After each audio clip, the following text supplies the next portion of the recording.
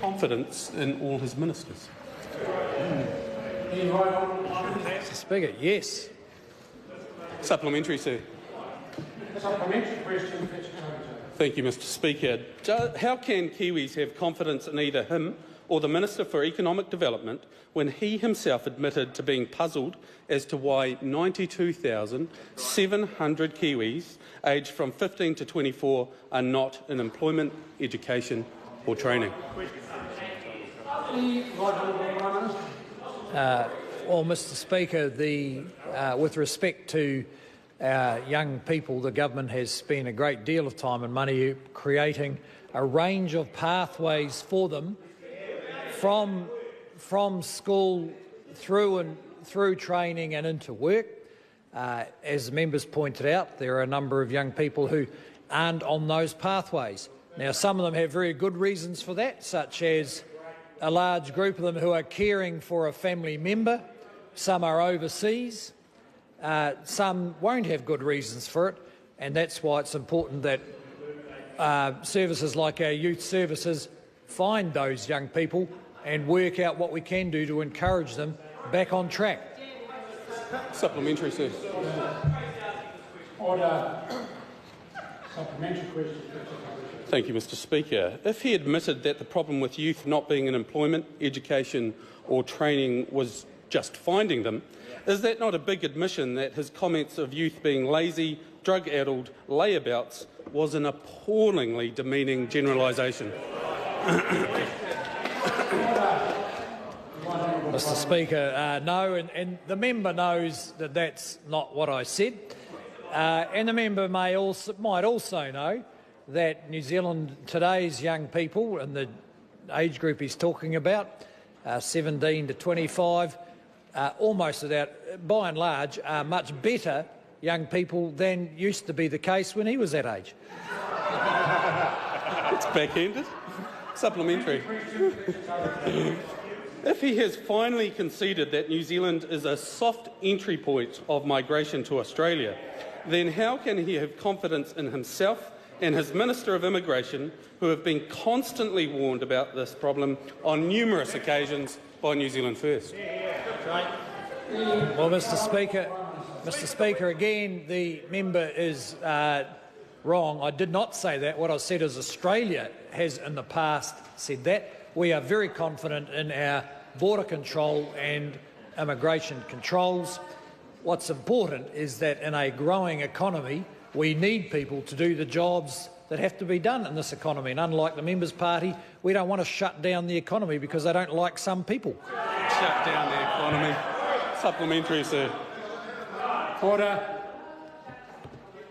Supplementary question, Fletcher Tabuteau. Thank you, Mr. Speaker. How can he have confidence in his Minister of Energy and Resources, given the Electricity Authority has cost New Zealand millions of dollars to achieve absolutely nothing in respect of transmission pricing?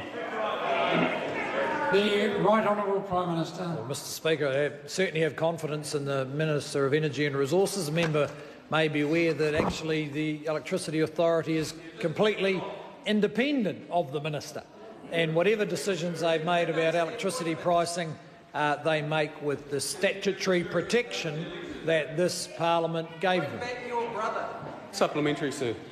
Supplementary question, Fletcher Tabuteau. Thank you, Mr. Speaker. If the Electricity Authority is seeking costs from its advisors for doing such a poor job, can the rest of the electricity industry, on behalf of their consumers, seek costs from the EA for such a monumental waste of time and money?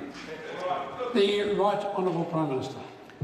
Well, Mr. Speaker, that would be a technical matter for the lawyers. I can't second guess whatever legal process is going on there. But it is great to have in New Zealand an electricity market that has led to flat to falling electricity prices, when under previous governments they were going up at the rate of 8% per year. We're very pleased with the way the electricity market operates. Supplementary, sir. Supplementary, Mr. Speaker. Supplementary question, Fletcher Tabuteau. Thank you. Prime Minister, how can he have confidence in his ministers when, given a $1 billion housing infrastructure fund in last year's budget, the number of completed houses under that fund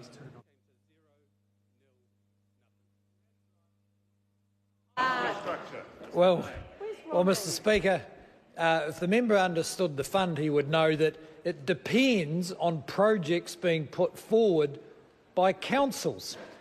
And it turned out that councils had been saying they were short of money for infrastructure for housing, but they weren't quite clear on which projects actually needed it. Now they are taking the fund seriously and they are negotiating. But we can't give out $1 until there's a project to give it to. I know that's not how that member's party works, but that's how we work. Order. Supplementary question, Fletcher Tabuteau.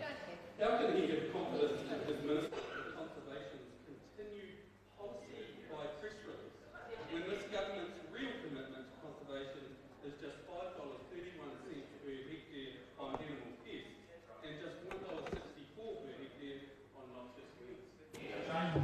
The Right Honourable Prime Minister. Well, Mr Speaker, I'd have complete confidence in the Minister of Conservation.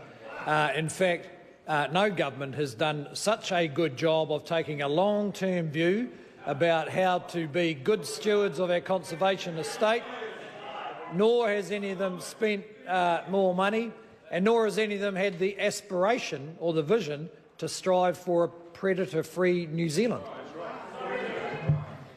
Supplementary question, David Seymour.